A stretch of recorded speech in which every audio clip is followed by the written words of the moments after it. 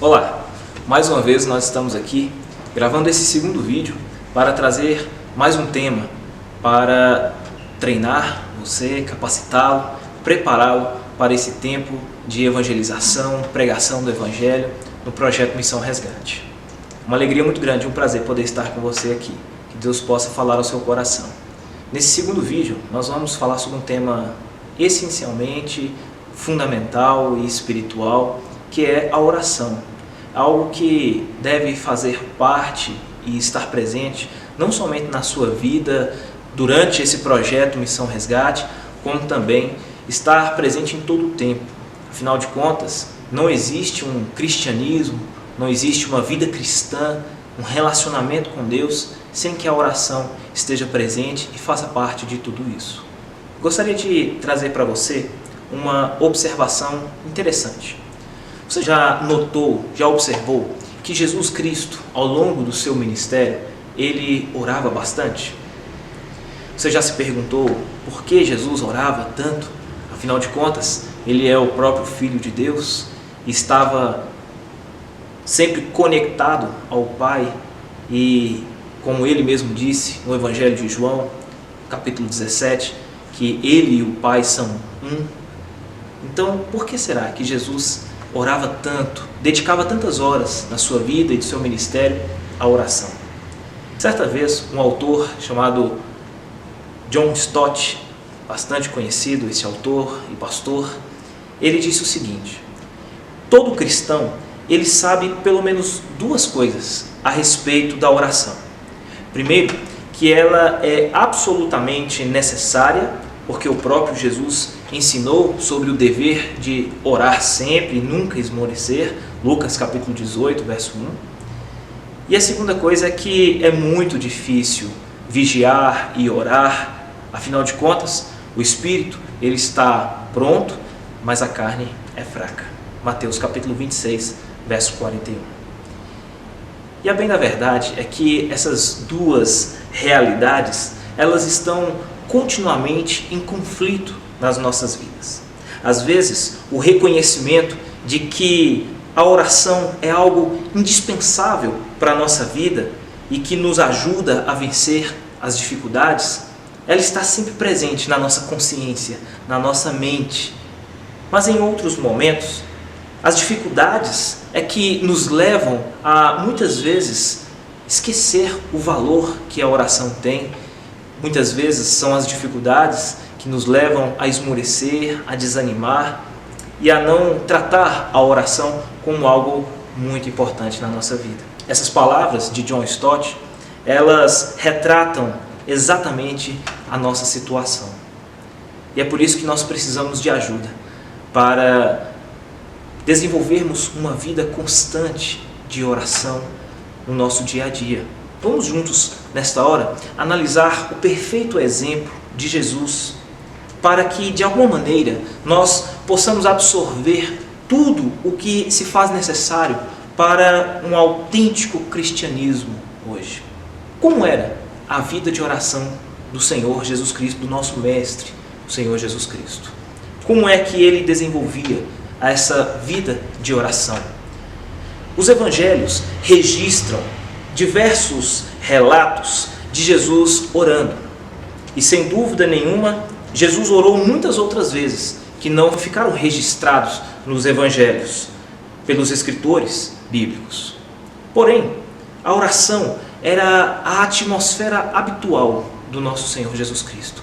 Era algo que fazia parte diariamente e o dia todo da sua vida e do seu ministério. Vamos considerar aqui algumas ocasiões onde Jesus ele orou. Ele orou em seu batismo, no início do seu ministério público, em Lucas capítulo 3, versículo 21. Jesus também orou antes de um dia de ministério árduo e cheio de ministrações e milagres. Nós temos esse relato descrito em Marcos capítulo 1, versículo 35 a 39. Jesus também orou ao final de um dia longo, cheio de ministrações, cheio de trabalho, de anunciar as boas novas do reino. Lucas capítulo 5, versículo 15 a 16, nos trazem também essas informações.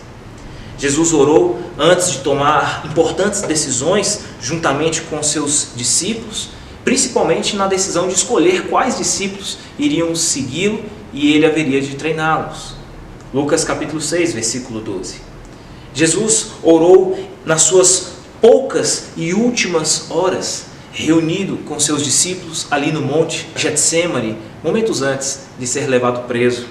João capítulo 17. Jesus orou na noite anterior à sua ida para a cruz, durante a sua mais severa provação. Lucas capítulo 22, verso 39 a 46. Também nós vemos Jesus se dedicando à oração durante o momento em que ele estava ali pregado no madeiro, na sua angústia, naquele momento de dor, ele também orava.